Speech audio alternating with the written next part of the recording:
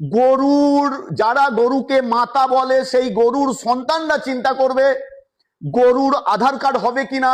আজ হাইকোর্টে কুরবানির পক্ষেও যদি রায় দেয় তবুও মুসলিম সম্প্রদায়ের এখানে আনন্দিত হওয়ার কোনো প্রশ্ন নেই, কারণ এ রায় মুসলমানদের পক্ষে হবে না।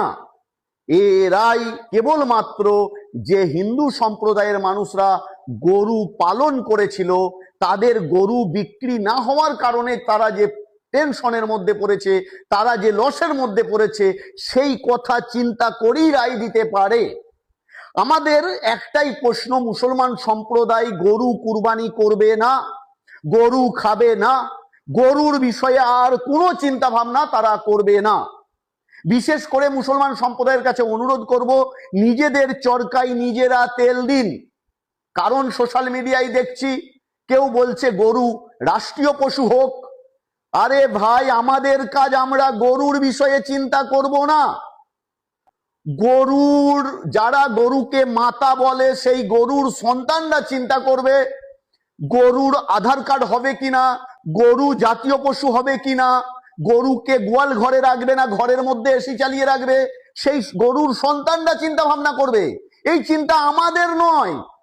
দ্বিতীয় আর একটা প্রশ্ন বলি, আপনাদের কাছে কথা বলি, বর্তমানে যারা এই কুরবানির বিষয়ে কেস করেছে তারা মুসলমান সম্প্রদায়ের জন্য কেস করেনি, তারা এই মুসলমানদের সেন্টিমেন্টালকে কাজে লাগিয়ে তাদের নিজেদের প্ল্যাটফর্মকে মজবুত করার জন্য কেস করেছে। এটা সব সময় মনে রাখবেন। বর্তমানে 12 দিনের পশ্চিমবাংলায় বিজেপি সরকার এসে মুসলিম সম্প্রদায়ের 12টা বাজানোর জন্য যা শুরু করে দিয়েছে, এখন আমাদের এই বিষয়ে চিন্তা ভাবনা করার প্রয়োজন।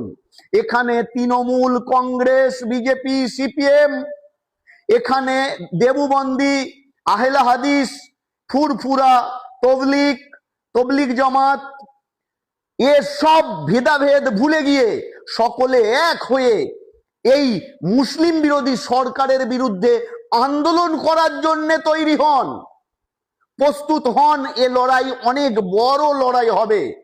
তাই আপনাদের কাছে অনুরোধ করব, এই সামান্য বিষয় নিয়ে আপনারা পথভ্রষ্ট হবেন না। কারণ বর্তমানে কেবলমাত্র এই সরকার 12 দিনের সরকার, এখনো 4 বছর 11 মাস 18 দিনে মুসলিম সম্প্রদায়ের ওপরে কি কি নির্যাতন করবে তার চিন্তার বাইরে। তাই আপনাদের কাছে অনুরোধ করব, সমস্ত মুসলিম সম্প্রদায় এক হয়ে লড়াইয়ের জন্য প্রস্তুত হন, আন্দোলনের জন্য প্রস্তুত হন। কারণ আগে আন্দোলন বা লড়াই অনেক দীর্ঘ হবে, অনেক বড় লড়াই লড়তে হবে।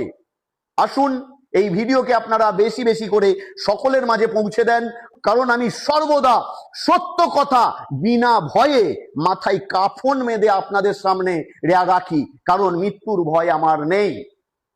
বেশি করে শেয়ার করবেন। সকলে সুস্থ থাকুন, ভালো থাকুন এই কামনা করি। ধন্যবাদ।